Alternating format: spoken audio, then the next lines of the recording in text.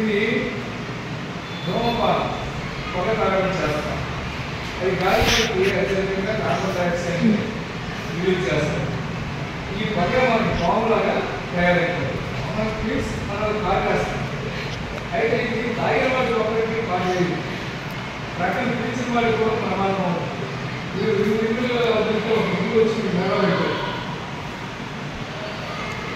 అలాగా నా ఫ్యాక్టరీలు గొడ్డల నుంచి వచ్చిన పొగ కూడా ఆకాశం మీద నల్లలాగా మేఘాల్లో కలిసిపోయి వర్షం వచ్చేటప్పుడు రసాయన పదార్థాలు కలుసుకోవడం చేత ఆమ్ల వర్షాలు జరుగుతూ ఉంటుంది.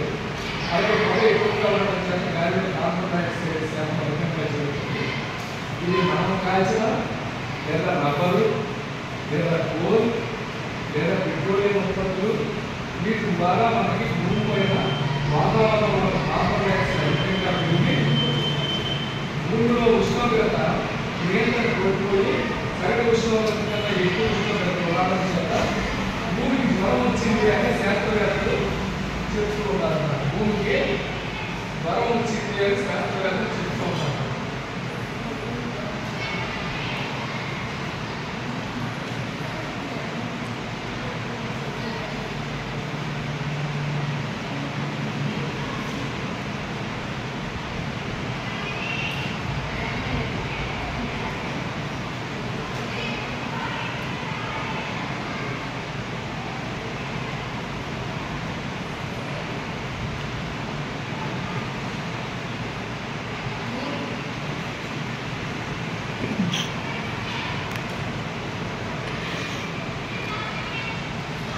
భూమి జ్వరం వచ్చింది.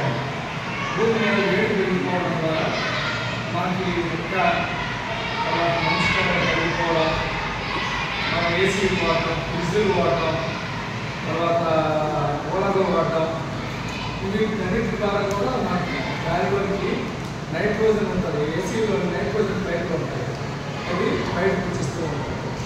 అలాగే కార్బన్ పదార్థాలను రబ్బర్ పండిస్తే కార్బన్ డైఆక్సైడ్ ఎక్కువ వస్తుంది. అలాగే హైడ్రోవాయువు గ్రీన్ గ్యాసెస్ అని ఉంటాయి. కార్బన్ డైఆక్సైడ్, కార్బన్ మోనాక్సైడ్, ఇలాంటి నైట్రస్ ఆక్సైడ్, సల్ఫర్ డైఆక్సైడ్ లాంటి వాయువులకి గ్రీన్ హౌస్ ఎఫెక్ట్ సిద్ధాంతానికి వాడి వేడిని భూమి మీద నుంచి బయటకు పోతాయి. భూమి మీద వేడి పెరిగిపోతుంది. కార్బన్ ఉద్గారాలు తగ్గించాలని సైంటిస్టులు అందరి చేత సంకల్పించుకుంటున్నారు. లేకపోతే భూమి జ్వరం వస్తుంది. దీనివల్ల మంచు కొండలు పెరిగిపోతాయి, సముద్రాల్లోకి నీరు ఎక్కువ వచ్చేస్తుంది, సముద్ర మట్టాలు పెరిగిపోతాయి, సముద్రంలో చుట్టూ ఉన్న కొన్ని దేశాలు మునిగిపోతాయి. అలాగే పంటలు పండవు, 10% పంటలు నష్టపోతాం. భూమి మీద వేడిపోవడం చేత 10% పంటలు మొత్తం ప్రపంచానికి పండకుండా పోతాయి. ఇలాగ అనేక రకాల